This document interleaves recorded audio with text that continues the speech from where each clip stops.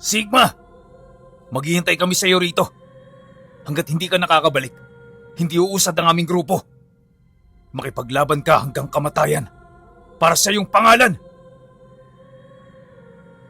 Pagsigaw ni Dakil sa mga katagang yan, taimtim na nagsambit ng panalangin ang isa sa mga pinuno na may kakayahang gawing salamin ng hangin. Ito ang nagsilbi nilang paunang depensa kung kaya't hindi sila direktang naaatake ng mga sebustro. Gayunpaman, alam nila na hindi magtatagal ang ganoong harang, kaya habang sila'y nasa loob nito, dahan-dahan na silang nagkarga ng mga buhay na salita. Paglabas nila rito ng mga pangalan ng tiyor, tsaka nila nakita ang mga dambuhalang nilalang na gawa sa purong bato ang mga katawan. Nagdulot ng matinding pagtataka ang biglaang paglapit ng mga ito, gawa ng nung masipat nila ang mga nilalang na yon, kilo-kilometro pa ang layo nito sa kanilang kinaroroonan.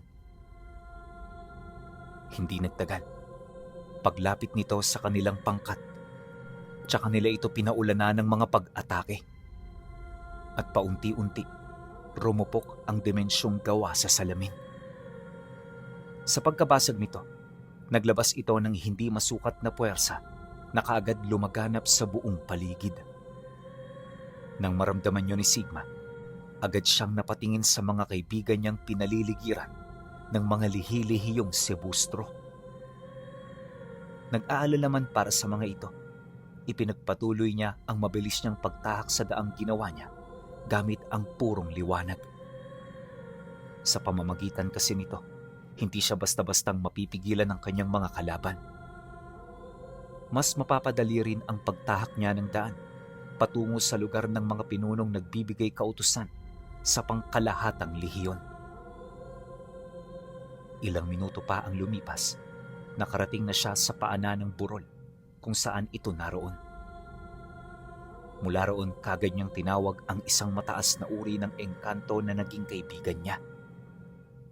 At ang nilalang na yon ay nasa kaanyuan ng isang kambing na may gininto ang sungay. Gawa sa mga bato ang balahibo nito at halos kasing taas siya ng isang matandang kalabaw.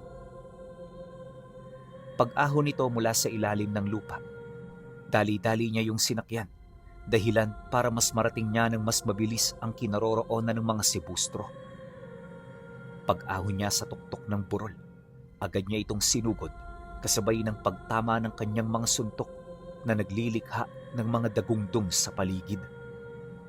Lahat ng mga sebustrong tinamaan nito hindi na nakapalag hanggang sa bumulagta na lang sila ng duguan. Dahil sa pangyayaring yan, kung kaya't naalarma ang mga nilalang na hindi niya pa naaatake.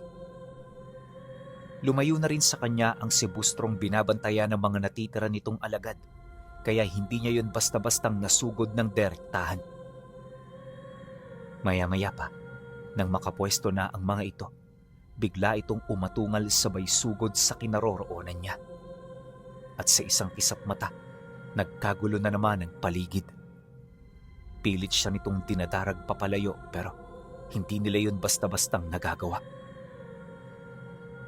Sa tuwing sumusugod kasi yun sa kanya, agad yung bumubulagta.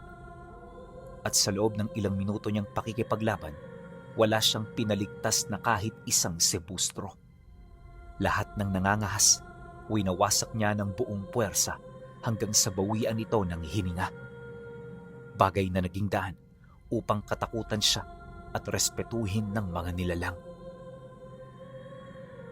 Hindi naglaon. Nang mapagtanto ito ng hari, tsaka nito pinhinto sa pag-atake ang kanyang mga nasasakupan. Naglakas loob din itong lumabas sa harap upang magkausap sila ng maayos. Nang mapansin naman yun ni Sigma, kampante lang naman siyang tumayo sa harapan nito habang nananatiling alerto. At pagharap nilang dalawa, nakita niya itong nagbigay galang sa kanya habang nagwiwika gamit ang dialekto nila.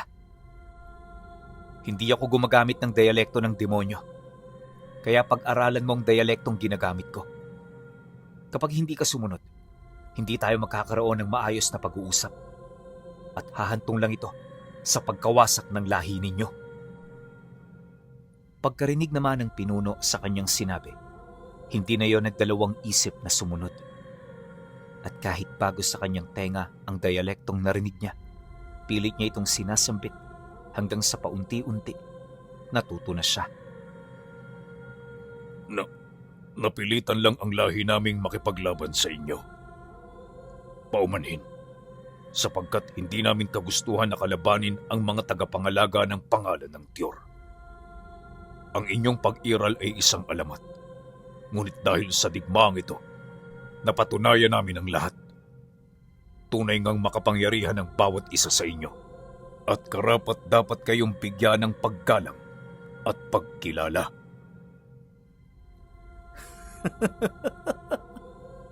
Ganun ba? Sa tingin mo, maniniwala ako sa mga sinasabi mo? Kung tunay nga na may paggalang kayo sa amin, hindi dapat tayo humantong sa ganito. Mas may takot ang pamumuno mo sa mangkukulam ng busa, kaya kayo nakapili ng pangkat na papanigan. Hindi rin ako kumbinsidong may takot ka, dahil kung talagang may takot ka, nagdalawang isip ka sana. Pagkasambit niya ng mga katagang yon, agad niya itong sinugod.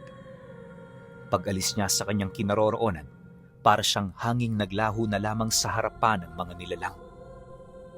At bago pa man mamalaya ng hari, nakatayo na siya sa harapan nito, habang nagniningas ang kanyang mga mata. Walang sabi-sabi, bigla niya itong hinawakan sa leeg at binitay sa harapan ng mga nasasakupan nito. Hindi pa siya nakontento. Inundayan niya ito ng suntok sa tiyan, dahilan para lumabas ang malapot at kulay itim nitong dugo. Unti-unti, tuluyan na itong nanghina hanggang sa mawala na ito ng wisyo. Pagkatapos nito, agad niya itong ibinalibag sa lupa patungo sa kinaroroonan ng mga kasamahan nito. Dahil sa pangyayari, hindi kaagad nakapagsalita at nakakilos ang mga kasamahan nitong nakakita. Bawat isa sa kanila nakaramdam ng matinding pagkasindak sa kapangyarihang ipinamalas ni Sigma. Pakiramdam ng mga nilalang, isang mahinang uri ng pinuno ang kanilang hari kahit subok nila ang lakas at kakayahan nito. Maya-maya pa, dahil sa mga bagay na naunawaan nila, hindi nila maiwasang mawala ng lakas ng loob para makipaglaban. Yung ilan, pilit na noong naghahanap ng paraan para makatakas hanggang sa magsipulasa na ang mga nasa likuran nila. Subalit, di pa man nakakalayo ang mga ito, bigla siyang nakakita ng mga itim na baging na mabilis na umahon mula sa ilalim ng lupa. At ang mga baging na yan, kagad na nagkaroon ng mga galamay na sanga na agad na tumarak sa mga katawan ng mga sibustrong nakaramdam ng karuwagan. Pagtarak nito, agad nitong hinigop ang kanilang mga enerhiya hanggang sa maagnas ang mga katawan nila. At sa isang kisap mata, lahat ng mga tagapagbantay ng hari ay bigla na lamang pumanaw.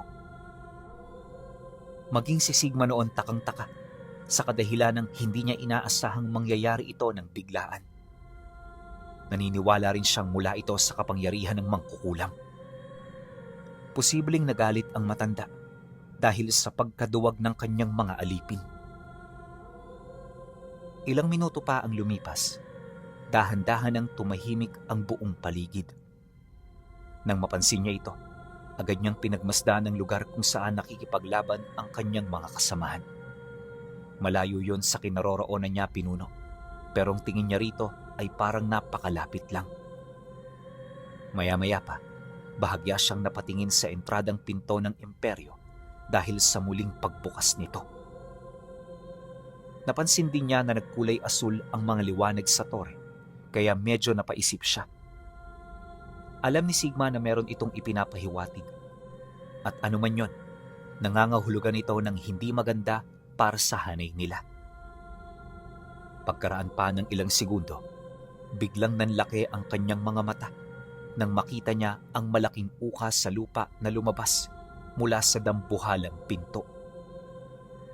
Ang mga ukang ito ay may mga kasabay na bato kasama ng mga nagbabagang lupa. Mabilis itong naglalakbay patungo sa mga kasamahan niya, kaya nang makita niya ito, dali-dali siyang kumilos. Minarkahan niya ng mabilis ang ukang nakita niya nang sa gayoy mabalaan niya ng mas maaga ang mga kaibigan niya. Mabuti na lang talaga, napakabilis noong kumilos ni Sigma kaya narating niya ang kinaroroonan ng mga ito bago pa man mahuli ang lahat. Pagdating niya sa lugar, bumungad sa kanya sila Dakil na patuloy pa rin sa pakikipaglaban. Sa kasamaang palad, nakita niya ang isa sa 3 pinuno ng pamilya na wala ng buhay. Bato na ang mga ito at kahit sa ganoong estado, pilit pa rin yung pinoprotektahan ng mga kasamahan nito. Dahil sa pangyayari, hindi siya kaagad nagpakita ng emosyon. Mabilis niyang nilapitan noon si Dakil para abisuhan ukol sa paparating. At nang marinig naman ito ang kanyang sinabi, agad nitong nasilayan ang bagay na tinutukoy niya. Walang sabi-sabi, dali-dali naman yung kumilos kasama ng pangkat. Inabot ng ilang minuto ang nangyaring paglikas bago yun tuluyang dumaan sa lugar na kinaroroonan nila. Paglagpas ng mga ukang yun, ipinagpatuloy nila ang pakikipaglaban sa mga sebustro hanggang sa mapansin ni Sigma ang mga kalansay na dahan-dahang umaahon dito. Hindi basta-bastang mga kalansay ang nakita niya. Sa kadahilan ng bawat isa sa mga kalansay na yun, animoy nagmula pa sa kailaliman ng impyerno. Meron itong nagbabagang mga buto, kalasag na may nagbabagang tanikala at mga sandatang napaglumaan na ng panahon. Dakil, tumingin kayo sa uka. Tingnan niyo ang bagong hukbo na paparating. Ramdam kong malalakas sila kumpara sa mga sebustro. Kaya sila ang pagtuunan niyo ng pansin. Pagbanggit niya nito kay Dakil, agad naman siyang naglaho sa harapan nito. Konting panahon lang kasi ang meron sila, kaya hindi niya hinahayaang makalapit ng husto ang mga kalaban nila. At sa pagpapatuloy ng ganoong sistema, kumpol-kumpol na bangkay ang tumambak sa harapan nila. Halos matabunan na nga nito ang grupo, pero hindi yun sapat upang maantala ang kanilang pakikipagdigma. Dumaan pa ang ilang oras. Marami na sa kanila ang dahan-dahang nakakaramdam ng matinding panghihina hanggang sa malagay na ito sa delikadong sitwasyon. Sinubukan itong iligtas ni Sigma pero huli na ang lahat. Bago pa man kasi siya makabalik sa kinaroroonan ng mga ito, nakita na niya kung papaano paslangin ng mga sebustro ang kanyang lolo. Bilang apo, hindi niya mawari ang sakit na dulot nito, pero hanggat maaari, pinilit niyang kontrolin ang kanyang wisyo. Alam niya na hindi siya maaaring panghinaan sa mga sandaling yun dahil kapag nagpasakop siya sa kanyang emosyon, posibleng makagawa siya ng mga bagay na pagsisisihan niya sa bandang huli. Dahil sa mga nangyari, winasak niya ang lahat ng mga humarang sa kanya kasabay ng pagyanig niya sa lupa. Sabay-sabay niyang tinabunan ang mga nilalang, subalit dahil sa dami ng bilang ng lehiyon nito, parang wala pa rin itong naging epekto. Kalaunan, napagtanto niya sa kanyang sarili na para bang wala ng katapusan ang kinakaharap nilang digmaan. Sa puntong yun, naisip niya na kinakailangan niyang kumilos dahil kung mahuli siya, posibleng malipol nito ang kanyang mga kasama. Kaya naman pagbaling niya ng tingin sa dambuhalang pintuan ng imperyo, agad siyang nag-ipon ng lakas para wasakin ito. Nagdesisyon na rin siyang gumamit ng itinurong aral ng Ra hanggang sa matangan niya ang espiritual na baluti at kalasag ng Raha. Bagaman nasa espiritual itong estado, hindi maipagkakaila ni Sigma ang lakas na tanga nito na unti-unting nanunuot sa kanyang kalamnan. Kapansin-pansin din ng mga pulang kidlat na biglang bumalot sa kanya. Animoy nagmula ito sa pinagsamang aral ng Metatron at OX. Nang mapansin naman ni Dakil ang ginawa niya, napatingin na lamang ito sa kanya habang patuloy pa rin sa pakikipaglaban. Paglapit nito ng bahagya, di ito nagdalawang isip na sumigaw upang alamin ang kanyang binabalak. Sigma! Ano na naman ang iniisip mo? Magdahan-dahan ka sa paggamit ng mga pangalan. Hindi ka pa ba nadadala sa mga nangyari sa iyo nitong nakaraan? Kung manghihina ka ngayon at malayo sa amin, posibleng hindi ka namin matulungan. Pagkarinig niya sa mga sinabi nito, napasilay na lamang siya rito habang nakangiti. Maya-maya pa, bago siya umatake, kaswal siyang sumagot dito ng, "Huwag kang mag-alala, Dakil. Hindi na akong dating Sigma na kilala mo na mahina." Pagkasambit niya ng mga katagang yon, tsaka niya sinugod ang pintuan ng imperyo. Ilang kilometro ang layo niya rito, pero narating niya yon sa loob lamang ng ilang segundo. Una niyang pinalo ang pinto gamit ang kanyang kalasag, at nung dumagungdong na ang katawan nito, tsaka niya itinarak sa napakakapal na bakal ang kanyang sibat. Pagbao ng talim, nakita niya ang pulang kidlat na kumalat sa paligid. Pagyanig nito, kagad naman yung gumuho, kasabay ng pagkawasak ng mga toring animoy nagbibigay ng dagdag kalakasan sa lehiyon ng mga nilalang. Matapos nun, gumuho na rin ang mga bakod na gawa sa purong bato at kahoy. Halos ilang metro ang taas nito, kaya nang gumuho yun, dali-dali siyang pumasok sa loob ng imperyo. Pagsilay niya sa looban ng lugar, wala siyang ibang nakita kundi mga guhong tore at mga tumpok ng labi ng tao. Nagkalat ang matinding salot sa paligid, sa puntong maapektuhan na nito ang bakod at pudar na nagbibigay proteksyon sa kanya sa anumang lason at sumpa ng lugar na pinuntahan nila. Nang maramdaman niya ang ganoong presensya, maingat niyang tinahak ang daan. Maigi rin niyang pinagmasdan ng lugar hanggang sa marating niya ang sentro ng imperyo, kung saan naroon ang grupo ng mga taong nakasuot ng mga pulang talukbong. Mula sa malayo, nahahawig ang mga taong yon sa grupo ng isang kulto. Ang pinagkaiba lang, bawat isa sa kanila ay nagtataglay ng malalim na aral ng kaliwa. Kapansin-pansin din ang itim na presensya na bumabalot sa katawan nila.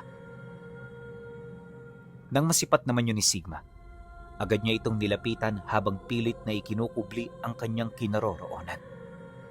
Subalit di pa man siya gaanong nakakalapit sa mga ito, nakita na niya ang iilan sa mga taong yon na dahan-dahang kumukuha ng mga palaso at pana. Pagharap nito sa kanyang kinaroroonan, agad siya nitong pinaulanan ng palaso na may kapasidad na dumami habang nasa ere ang mga ito. Akala ng mga nilalang matitinag nila si Sigma, pero bago pa man ito tumarak sa lupa, kaswal niyang binanggit ang aral ni Metatron at OX ng kidlat. Tama na ang paglalaro. Sa pamamagitan nito, lilipulin ko kayong lahat. Pagbanggit niya ng mga kataga, bumagsak mula sa langit ang isang itim na purong kidlat. Ito ang naging kalasag niya upang hindi siya maapektuhan ng mga palaso ng kalaban. Sa pagnuot naman ito sa kanyang katawan, dito niya na naramdaman ang hindi maipagkakailang kapangyarihan. Walang sabi-sabi, dahan-dahan siyang naglakad sa lugar kung saan umuulan ng mga palaso. Hindi niya ito sinalag, bagkus hinayaan lang niyang malusaw ito, pagpapakita ng agwat ng kanilang mga abilidad. Dahil sa ginawa niya, agad namang naalarma ang mga kulto. At kagaya ng inaasahan, hindi na ito nagdalawang isip na magpalit ng anyo. Ang mga suot nitong talukbong ang kanilang mga naging pakpak na kung saan nagtatago ang dambuhala nitong mga katawan. Sa isang iglap, naging kasing taas na ito ng mga kapre na una nilang nakalaban. Ang kaso lang may mga pakpak ang mga ito at halatang nasa mataas na uri ng mga nilalang. Pagsunggab ng mga nilalang na yon sa kanya, kagad niyang naramdaman ang nag-uumapaw nitong pisikal na lakas. Paglapit ng mga ito, lahat ng mahawakan nito ay ibinato sa kanya. Di rin siya nito binigyan ng pagkakataon para makapaghanda. Animoy gusto na siya nitong paslangin ng mabilisan. Dahil sa pangyayaring yon, kung kaya't agad niyang kinaharap ang mga ito. Para makaramdam ito ng takot sa kanya, Pilit niyang sinasabayan ng mga pag-atake nila hanggang sa may napaslang na siyang isa. Nung magawa niya ito, madali na lang niyang naisunod ang iba pa hanggang sa tuluyan niya na itong malipol. Ayon kay Sigma, tunay ngang napakalakas ng mga nilalang na yon kumpara sa mga nauna niyang nakalaban. Kaya kung nataong hindi niya ito ginamitan ng aral ng Metatron na may basbas ng pangalan ng Tiyor, mataas ang tsansa na siya ay mapahamak. Nung umatake kasi ang mga nilalang, wala itong patid. Literal na hindi siya nito tinantanan hanggat meron pa itong hininga. Mabuti na lang talaga, nasa mas mataas ang antas niya, kaya hindi siya nagapi o napinsala. Matapos niyang lipulin ang mga ito, tsaka siya naglakad habang tinatawag ang pangalan ng mangkukulam ng pusa. Sa mga sandaling yan, nakasisiguro na si Sigma na wala na itong ibang kasama. Batid din niya na, maliban sa mabababang uri ng engkanto, nagamit na nito ang lahat ng alagad niya. Tanda! Lumabas ka na! Masyado ka ng maraming ginawa. Huwag mo na akong paghintayin dahil alam mo kung anong gagawin ko sa oras na hindi ka magpakita. At ngayon palang tanda, ipinapangako ko sa'yo, hahabulin kita hanggang sa katapusan ng mundo. Paulit-ulit itong sinasambit ni Sigma habang pinapalaganap sa paligid ang presensya niya. Makailang beses din niyang sinuyod ang malalaking gusali sa sentro para lamang hanapin ang matanda. Ang kaso lang, mag-iisang oras niya na itong ginagawa pero wala pa ring nagpaparamdam. At habang tumatagal, paunti-unti nawawala ang bakas ng mangkukulam. Inakala niya natatakas na naman ito, pero hindi naglaon. Bigla itong nagpakita sa kanyang likuran. Pagramdam niya sa presensya nito, agad siyang napaharap sa lugar na yon hanggang sa makita na niya itong nakatayo, bitbit ang isang sundang na may talim na kahalintulad sa balat ng balyena. Pagpang-abot ng mga paningin nila, agad niya itong nakitang nakangiti habang hawak-hawak sa kanang kamay ang isang dambuhalang tanikala. Kung sana nanatili ka na lang sa inyong baryo, hindi mamamatay ang mga kaibigan mo. Binigyan na kita ng pagkakataon para manahimik, pero sinayang mo ito. At dahil sa iyong mga maling desisyon, kaya muli na naman silang mawawalay sa iyong mga kamay. Sa pagkakataong ito, Sigma, wala ka nang masisisi. Lahat ito ay nangyari dahil sa kagustuhan mo. Kagustuhan? Hindi ko pinangarap na mabuhay sa kasinungalingan. Pagsagot niya sa mangkukulam, agad niyang tinawag ang sibat, sabay asintas sa mukha nito.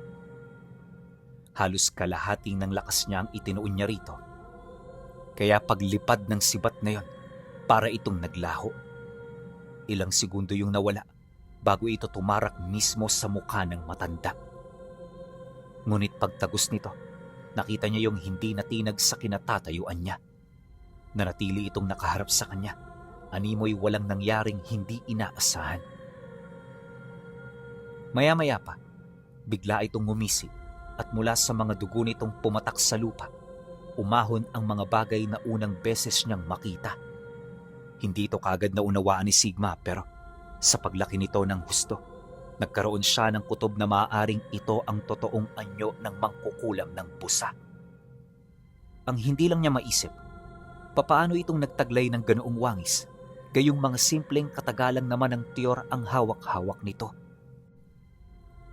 Sa loob ng ilang segundong pagmamasid, dito niya nakita ang mabilis na pagbabago ng anyo nito. Kawangis pa rin naman yon ng tao pinuno. Ang kaso lang, may hahalin tulad na ito sa isang mabangis na halimaw. Matanda pa rin naman ang wangis ng nilalang, pero literal na naging isa yung higante. Natatali ng mga kadena ang mga kamay nito, tapos ang kabuuan nitong katawan, animoy nakabaon sa ilalim ng imperyo. Wala rin yung mga balahibo, at sa bawat parte ng katawan nito, May mga nilalang na unti-unting umaahon mula sa ilalim ng kanyang balat. Maya-maya pa, pagsugod ng mga ito, agad naman itong sinalubong ni Sigma. Hindi na siya nag-alangang wasakin ang mga nilalang upang madali niyang malapitan ang mangkukulam. Ang kaso, habang inuubos niya ang bilang ng mga ito, mas lalo namang bumibilis ang pag-ahon ng mga panibagong kawal. Dahil sa pangyayaring yon, kung kaya't pakiramdam niya mas lalo pa itong lumalakas. Hindi naglaon, biglang inihampas ng mangkukulam ang mga dambuhala nitong kamay sa mismong lugar kung saan siya naroon. Pagsilay naman niya rito, kaagad niya itong inilagan hanggang sa dito na niya makita ang pagsibagsakan ng mga nilalang na nilikha nito. Nagpatuloy ang ganoong estado pinuno hanggang sa napinsala na ng matanda ang katawan niya. Kaya ito nangyari dahil hindi lahat ng atake ay nailagan niya. Nagpatuloy ang ganoong sitwasyon sa loob ng ilang oras hanggang sa kahit papaano nakabawi na rin siya. Literal na labanan hanggang kamatayan ang nangyari, gawa ng ramdam na ramdam ni Sigma ang lakas ng nilalang na halos pumantay na sa lakas ng kapangyarihan ng pangalan ng Tiyor, Metatron at OX ng kidlat. Naniniwala siya na masyado itong imposible para paniwalaan, kaya kumbinsido siya na humingi ito ng dagdag kapangyarihan sa Diablo na sinasamba nito. Dala ng matinding desperasyon, kahit nasa hangganan na ang katawang lupa niya, naglakas loob siyang tawagin ang 3 bathalang nagsisilbi niyang gabay. Batid niya na magdudulot ito ng matinding pinsala sa kanyang katawan, pero sa mga sandaling ito, alam niya na ito na lamang ang nag-iisang paraan na meron siya. Matapos niya itong gawin, biglang nagligalig ang langit. Paunti-unti, naalis ang dugong kulay nito hanggang sa tuluyan na itong maging bughaw. At sa isang kisap mata, bumagsak ang malakas na ulan na hindi inaasahan ng matanda. Anong uri ng mahika ito? Bakit umuulan sa dimensyong hindi kayang abutin ng tubig? Paano mo ito nagagawa, Sigma? Magsalita ka! Habang sinasambit ito ng matanda, kitang-kita niya ang pagkalusaw ng mga nilalang na nilikha nito. Nagsimula na ring huminto ang dambuhala nitong katawan hanggang sa bigla na lamang itong nawala ng kaluluwa. At nung makita niyang namatay na ito, tsaka yun kaagad na gumuho. Nagkalat ang alikabok sa lahat ng dako na kung saan kaagad nitong natakpan ng kalangitan. Akala ni Sigma tapos na ang laban, pero habang nananaig ang kapayapaan sa paligid, narinig niya ang boses ng matanda na walang putol sa kakasambit ng mga buhay na salita. Maya-maya pa, ang puting alikabok na kumalat sa imperyo ay biglang nasunog kasabay ng pagkawala ng 3 bathala sa langit. Nung makita niya ito, kaagad niyang naramdaman ang panganib na dulot ng mga buhay na karunungan. Ilang minuto pa ang lumipas. Sa dako kung saan umahon ang dambuhalang nilalang, nakita niya ang mangkukulam ng busa na wala ng saplot sa katawan.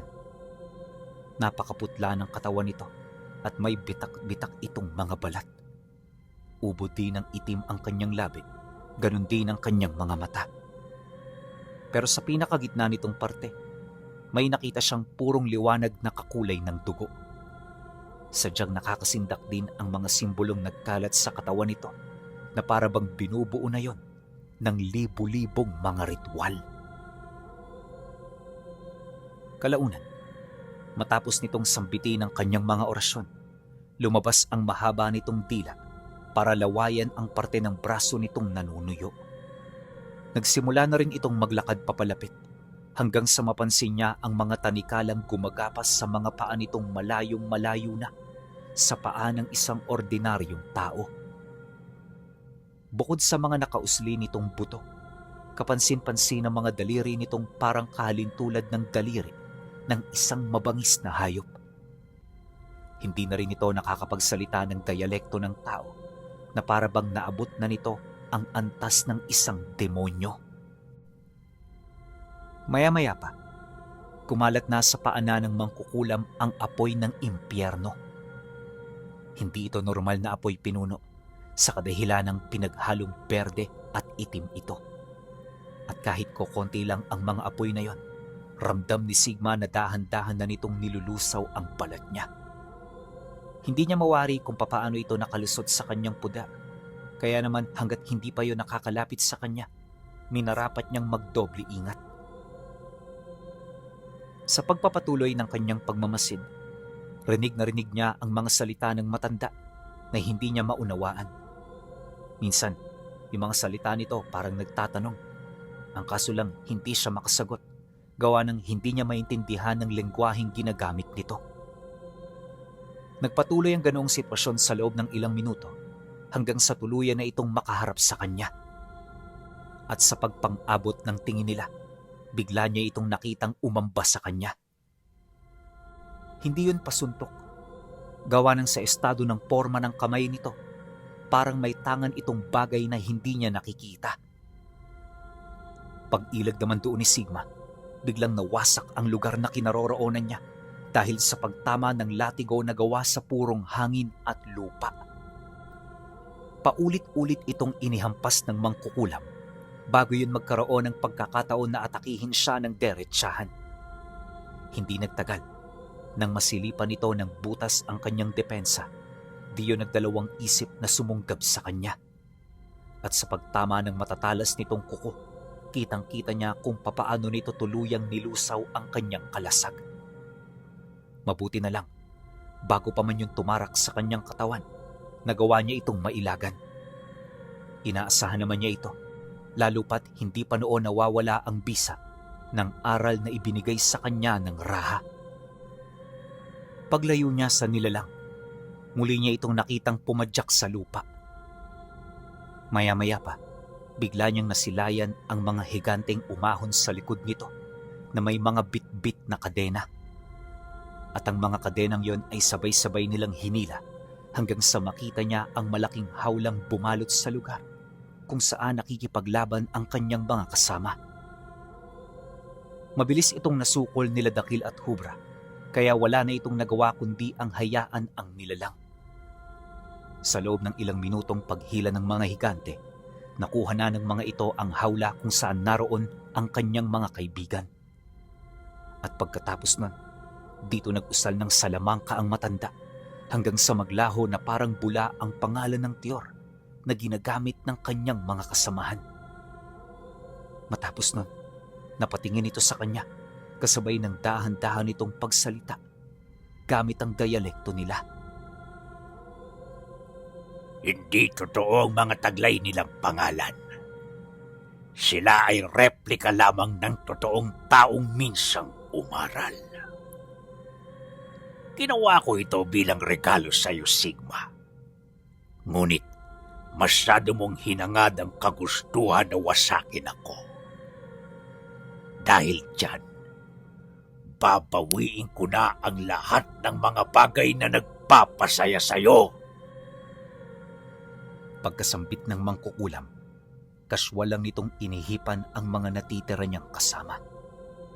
At sa isang iglap, naglaho ito na parang mga alikabok. Bigla itong nawala hanggang sa pagkaraan ng ilang segundo, nakita niyang nagkaroon ng panibagong hulma ang mga abo nito. Pagbanggit ng dasal ng matanda, biglang nanumbalik ang wangis nila Sigma. Ngunit sa pagkakataong yun, sadyang kakaiba na ito. Malademonyo na ang itsura at bawat isa sa kanila ay nagkaroon ng mga pakpak na gawa sa buto. Inakala ni Sigma na hindi na nito magagamit ang aral ng pangalan ng Tiyor, pero nagkamali siya. Dahil matapos itong mabigyan ng panibagong buhay, agad nitong sinambit ng buo ang mga taglay nilang pangalan. At sa isang kisap mata, sumakop sa katawan nila ang mga abilidad na minsan nilang taglay noong sila'y nabubuhay pa. Pagbalot ng yelo sa espada ni Sigma, nakita niya ang panlilisik ng mga mata nito hanggang sa bigla na lamang itong sumugod. Mabilis itong nakalapit sa kanya dulot ng tanga nitong mutya ng kidlat. Sinabayan din niya ito ng kapangyarihan ng mutya ng sinukuan, kaya ora mismo, hindi na nakakilos itong si Sigma. Literal na nakatayo na lamang siya, hinihintay ang atake ng kaibigan niya. Nang maramdaman niya ito, binalot siya ng awa at pag-aalinlangan. Naguguluhan na siya sa puntong hindi na niya alam kung ano na ang kanyang gagawin. Gayunpaman, alam niya sa kanyang sarili na kinakailangan niyang tapusin ang laban. Kaya kahit nalilito, sinikap niyang kalabanin ang mga taong minsan niyang itinuring na pamilya. Paghawak niya sa espada ni Dakil, agad na kumalat sa kanyang braso ang mga yelo nito. Dakil, makinig ka. Ako to si Sigma. Labanan mo ang utos ng mangkukulam. Labanan mo. Parang awa mo na. Paulit-ulit niyang binabanggit ang mga katagang yon, pero hindi ito nakikinig. Kalaunan, napagtanto ni Sigma na wala na sa katawan ng mga nilalang ang kaluluwa ng mga kaibigan niya. Literal na wangis na lamang ito na dinadala ng kaluluwa ng mga demonyo. Ang nakakapagtaka lang, bakit nito nagagamit ang kanilang mga abilidad? Paglayo niya sa kanyang kaibigan, di siya nagdalawang isip na tanungin ng mangkukulam ukol sa kung ano ang ginawa nito. Dagdag pa niya na, masyadong imposible ang ganoong kakayahan, lalo pat ni minsan, walang kakayahan ng kadiliman na gumamit ng aral ng kanan. Subalit nang marinig ito ng matanda, bigla itong humagigig habang nagwiwika sa kanya ng, Ganun ba ang pagkakaalam mo, Sigma?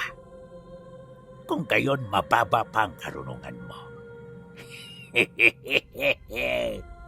Ang aral ng dilim at nekromansiya, ang patay na katawan ng isang tao ay mapapakinabangan kung kasabay niyang nawala ang mga aral na dala niya. Sa pamamagitan ng kanyang katawan, aakalain ang kanyang mga karga na siya ay buhay pa. Dahil dito, kaya gagana ang mga abilidad nila kapag binanggit ko ang mga karampatang dasal na sa ulado ng kanilang mga utak, magiging posible ito.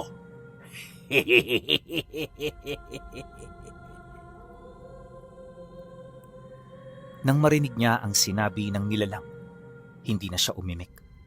Sa halip ang ginawa niya, inisip niya ang abilidad na taglay ng bawat isa. Maigi niya yung sinariwa upang maging madali ang pagwasak niya sa mga ito. Matapos niya yung gawin, tsaka niya ibinalik ang ningas ng kanyang aura. Muli na ring nagpakita sa mga braso niya ang kalasag at sibat hanggang sa umatake na naman si Dakil at si Hubra. Paglapit ng mga ito, kagad niyang sinalag ang espada ni Dakil. Matapos nun, sumigaw ang ulong nakalapat dito hanggang sa malusaw na ang katawan nito. Pag-agnas ng katawan ni Dakil, dali-dali niyang inihampas ang kalasag kay Hubra na kasalukuyan dinoong pinipigilan ng sibat niya. Pagtama ng kalasag na yon, napingas ang ulo nito. Agad din niyang bumagsak sa lupa hanggang sa hindi na ito makatayo. Agaran itong naagnas pinuno, kaya nang masipat ito ng iba pa niyang mga kasamahan, di na rin ito nagdalawang isip na sumugod. Dahil sa ginawa ng mga ito, tuluyan niya nang isinara ang emosyon niya. Nang mapansin naman ng mangkukulam na seryoso na siya, hindi nito maiwasang maalarma. Maya-maya pa, pagsugod ng lolo niya at ng natitirang pinuno, bigla niya itong ginapos gamit ang lubid ng buhay. Nang maisakatuparan niya ito, kagad niyang hinila ang mga kaluluwa ng demonyong nagpapagalaw dito, sabay selyo nito sa lupa.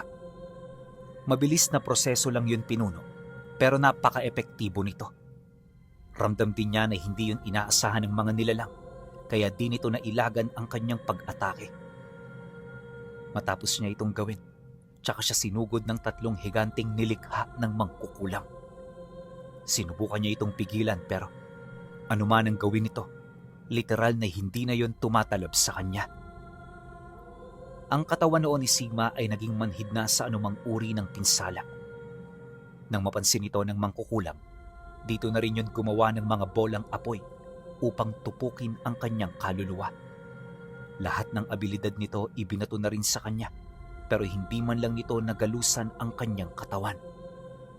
Labis itong ikinagulat ng mangkukulam sa kadahilan ng kitang-kita nito na wala siyang ginagamit na bakod o kalasag sa katawan. Literal na balat na lamang niya ang nagbibigay proteksyon sa mahalagang parte ng sistema niya. Ngunit sa kabila ng bagay na yon, nanatili pa ring imposible sa mangkukulam na matalo ito. Dala ng matinding desperasyon, napasigaw ng malakas ang matanda habang mabilis na sumusugod. Sigma! Bakit hindi pa kita matalo-talo? Ano ito? Sumpa ba ito ng tadhana? Habang binabanggit ito ng matanda, paulit-ulit siya nitong inundayan ng saksak sa iba't ibang bahagi ng katawan. May mga tumatagos naman noon sa balat niya pero hindi ito gaanong nagbibigay ng pinsala. Matapos nun, tanging galos lang ang kanyang natamo. Sinubukan na rin ng mangkukulam na lamunin ang kanyang kaluluwa, pero nung gawin niya ito, biglang nasunog ang dila nito. Halos lumuwa ito ng apoy dahil sa nilulun nitong wisyong nagniningas na parang santelmo. At sa loob ng kalahating oras nilang sagupaan, nayanig ang mundong yon. Sa sobrang galit ni Sigma, ginamit niya ang 2 pangalan ng Tiyor na kayang magwasak ng mundo. Paghataw niya rito, nabuo ang isang singsing na gawa sa purong bato. At ang singsing na yon, nagkaroon ng ukit ng mga pangalang kanyang ginamit. Paghigpit nito sa kanyang daliri, agad niya itong iniangat hanggang sa maramdaman ng mangkukulam ang pagdilim ng langit. Maya-maya pa, unti-unti itong pumula hanggang sa makita na nila ang dambuhalang bulalakaw na halos kasing laki ng araw. Mabilis itong bumababa sa mundong nilikha ng kanyang maestro para wasakin ito. Di pa siya nakontento, ginamit niya ang enerhiya ng singsing para mapanghawakan ang 2 magkalabang puwersa. Ito ang ginamit niya upang hatiin sa 2 ang dimensyon nang sa gayoy hindi na ito mapakinabangan ni numan. Matapos nun, ramdam na nila ang nalalapit na pagkawasak ng mundo. Kalaunan, sa sobrang tindi ng tinamang pinsala ng mangkukulam, nanghina na rin ito hanggang sa tuluyan niya na itong mapasuko. Paghawak niya sa leeg nito, nakita niya ang mabilis na pagguho ng dimensyon. Kinakailangan na nila roong umalis, kaya walang sabi-sabi, kagad niyang binuksan ng lagusan. Sa isang kisap mata, nakabalik sila sa malaking bato sa likod ng bahay na naroon sa bundok ng Busa. Naghihingalo na noon ang matanda pinuno, kahalintulad nung unang pagkakataon na mahuli niya ito. Pagsilay naman niya rito, bigla na lang siyang napaluhod, dulot ng matinding rebueltang natamo ng katawan niya. Di man siya noon nagsasalita pero ramdam niya na nasusunog at rumurupok na ang mga buto niya. Halos hindi na rin niya mawari kung makakaligtas pa siya o magkakaroon pa siya ng normal na buhay pagkatapos nito. Sa loob ng 1 linggo, wala silang ibang ginawa kundi ang magpahinga sa bahay na yon. Mabuti na lang, may mga nakatuwang siyang mga nilalang sa tulong na rin ng tagapangalaga ng lagusan. Malaki ang naging utang na loob niya rito, kaya nang humilom ang kanyang mga pinsala, agad niya itong kinausap para sa nalalapit nitong paglaya. Pagsapit ng araw na nakahanda na silang umalis, kaagad niya itong tinawag. Pagkarinig naman ito sa tinig niya, dali-dali din itong lumapit sa kanya para makinig sa mga sasabihin niya. At habang kinakausap niya ito, mahinahon siyang naghanap ng lubid para itali sa katawan ng matanda. Pagdating naman ng nilalang, nadatnan siya nitong nakikipag-usap sa mangkukulam. Kagaya ng pangako ko sa iyo nung una, pahihirapan kita hanggang ako'y mawala sa mundong ito. At sa pagkakataong ito, sinisiguro ko sa iyo na hinding-hindi ka na makakaligtas. wala ka ng ikatlong pagkakataon, tanda. Kaya humanda ka. Matapos niya yung sabihin, tsaka siya tumingin sa tagapangalaga ng lagusan. Pagsilay naman ito sa kanya, dali-dali itong lumapit, bakas sa muka ang mga katanungan. Punong-puno man ng pagkabahala, lakas loob itong humarap sa kanila upang tanggapin ang basbas ng inaasam nitong kalayaan.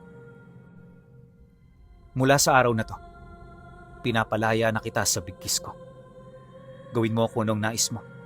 Basta siguraduhin mo na hindi ito makakaapekto sa mga ordinaryong tao. Humayo ka, kaibigan. Ipagpatuloy mo ang paglasap sa kagandahan ng buhay. Nang marinig ito ng tagapagbantay, dali-dali naman itong umalis.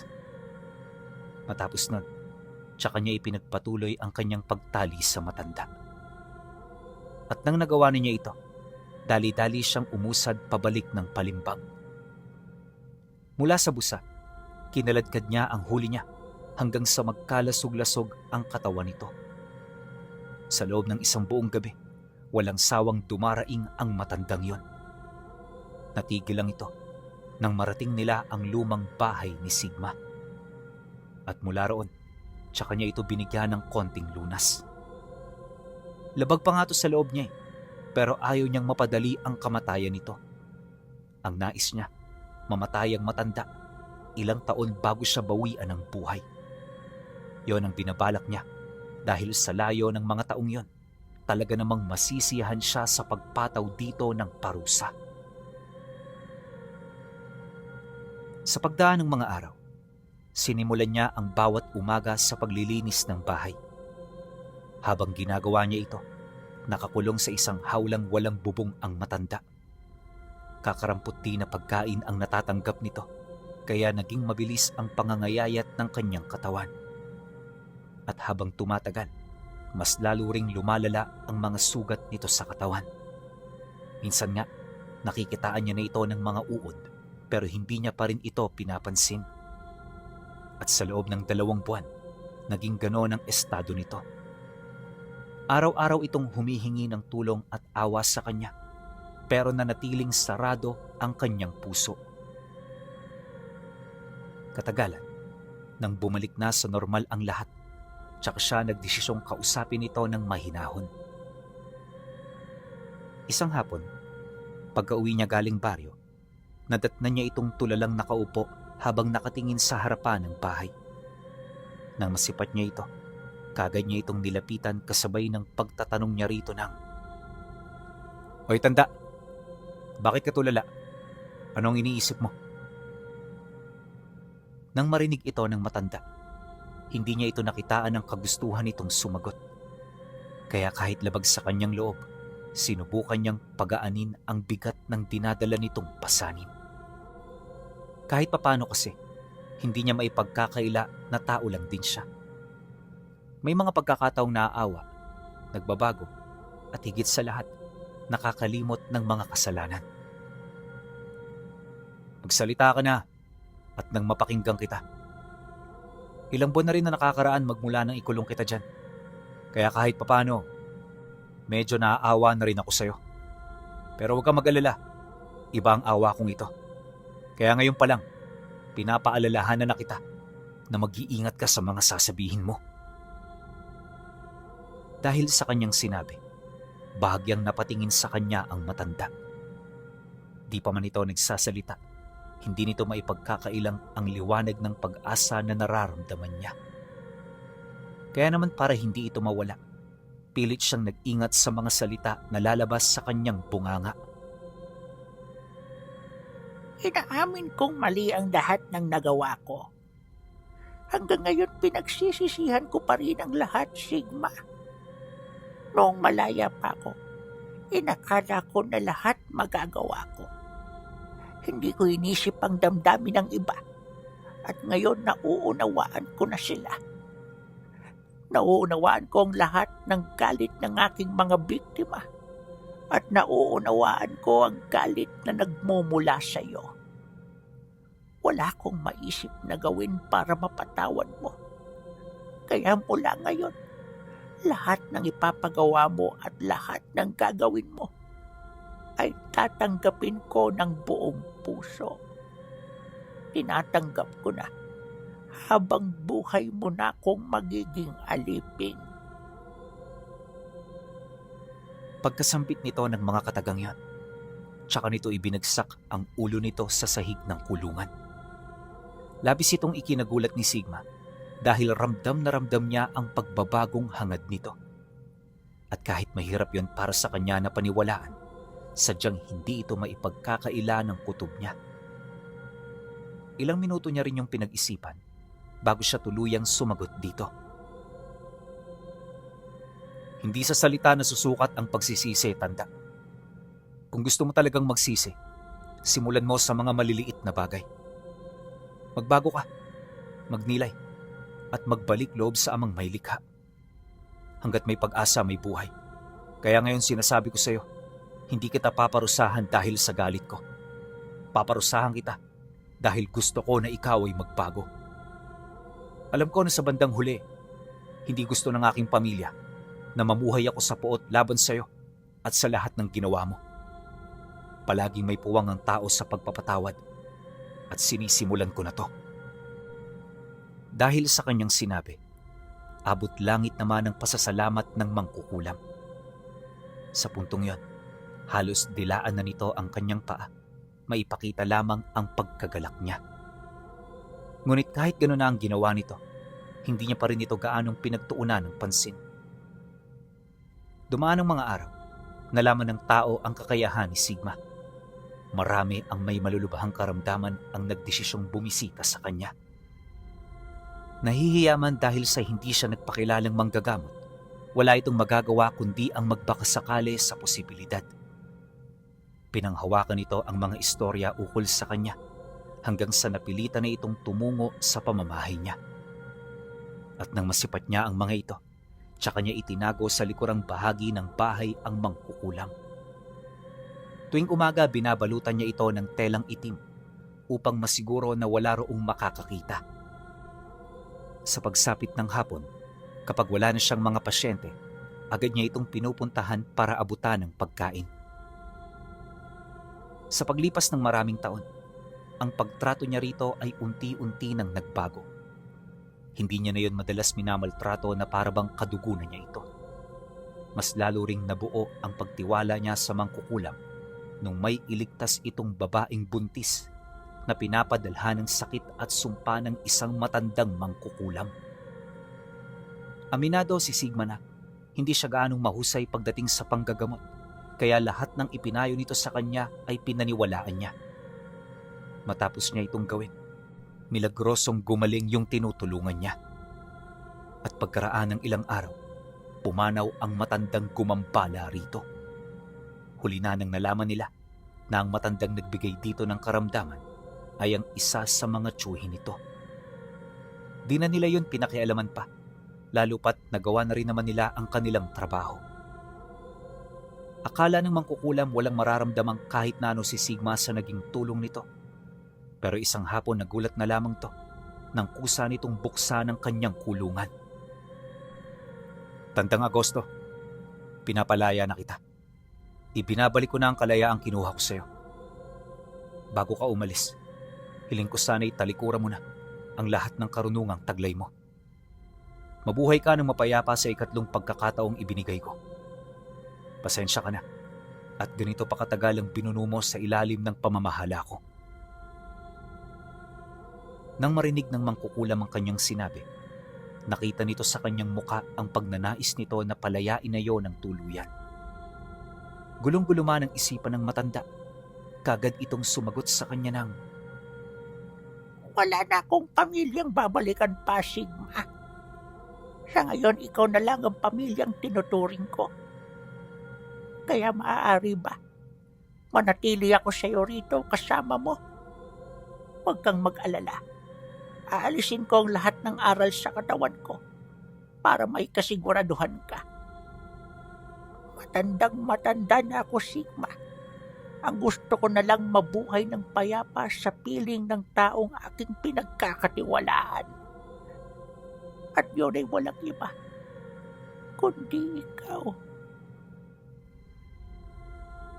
Pagkasambit nito ng mga katagang yan, ora mismo nitong kinalas ang mga natitirang mutya at agimat sa katawan niya.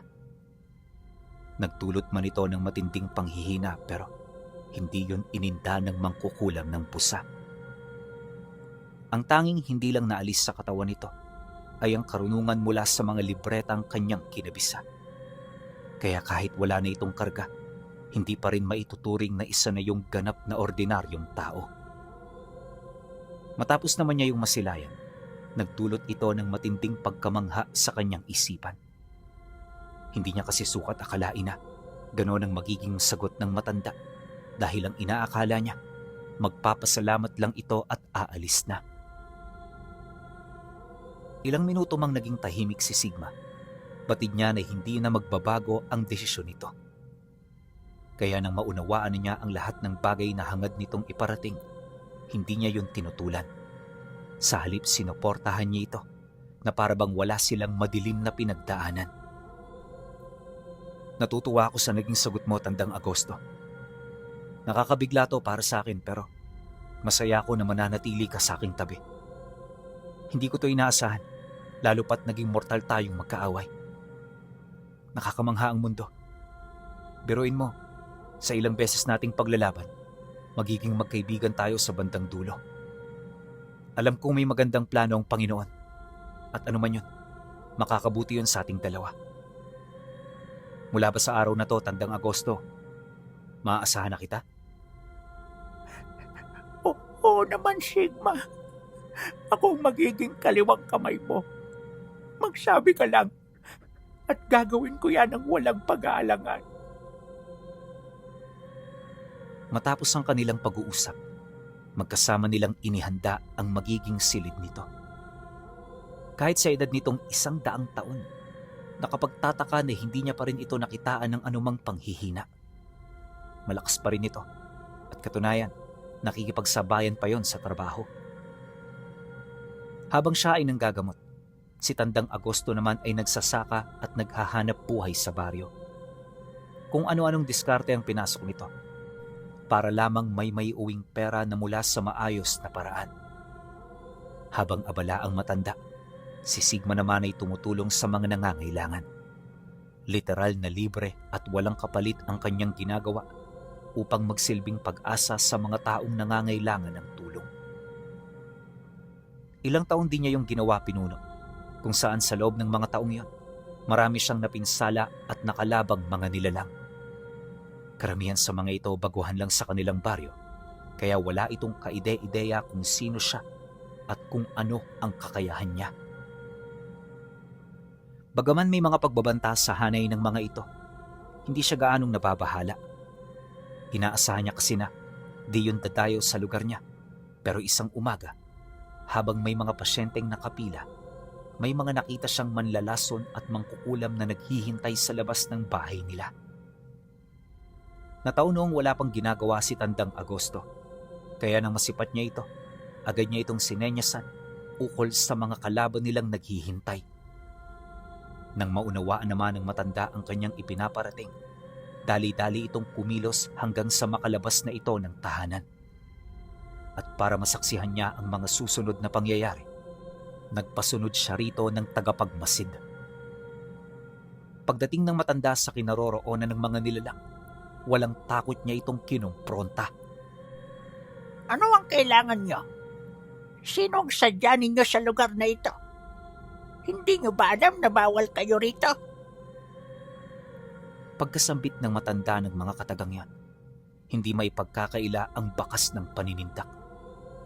Nang marinig naman ito ng mga mangkukulam, bigla namang sumagot ang isa sa mga nakatatanda rito ng, Bakit ka ba nangingialam?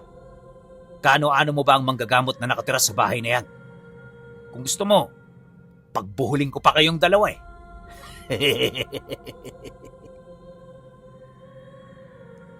Matapos nitong magsalita, agad namang nagsitawanan ang mga kasamahan nito.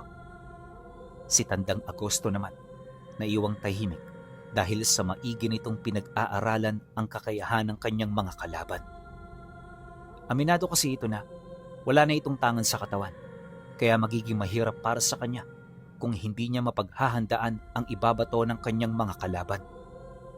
Mabuti na lang, wala siyang napansing gamit na posibleng makakapaminsala sa kanya dahil ang dala lang ng mga ito ay pawang mga mahihinang uri ng karunungan na nagtatago sa loob ng kanilang mga libreta. Nang maramdaman ito ng mangkukulam ng gusa, hindi na ito gaanong nabahala pa. Ipinagpatuloy nito ang pakikipag-usap dito na parabang isa lang itong ordinaryong tao. Sinasabayan din ito ang pagbabanta ng mga nilalang hanggang sa dahan-dahan na silang magkainitan. Walang sabi-sabi, umusal ng tigalpo ang isa sa mga ito at dali-dali itong inihip patungo sa kinaroroonan ni Tandang Agosto.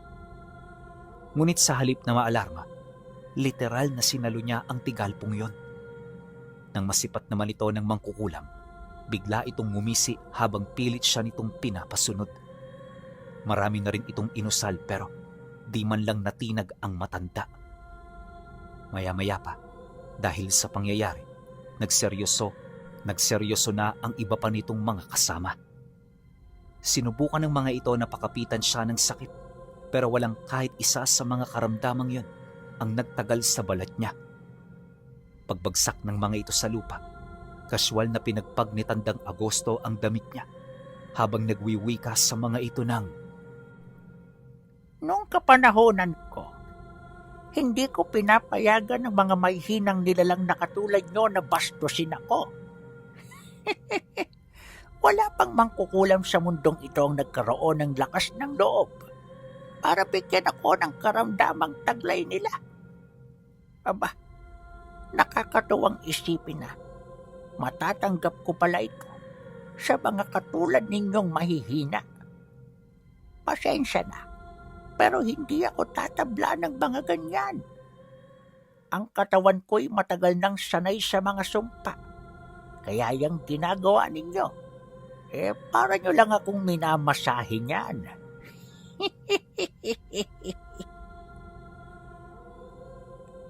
Nang marinig naman ito ng mga mangkukulam, bigla itong napatahimik.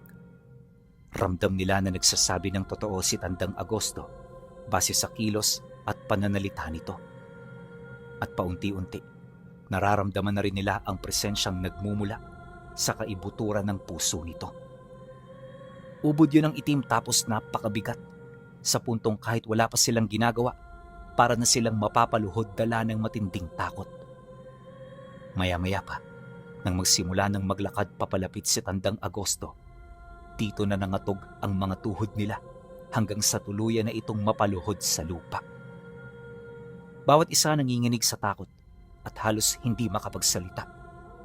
Wala na rin silang kakayahan na matingnan ng diretso ang matanda na parabang sa mga oras na yon, si kamatayan ang kaharap nila.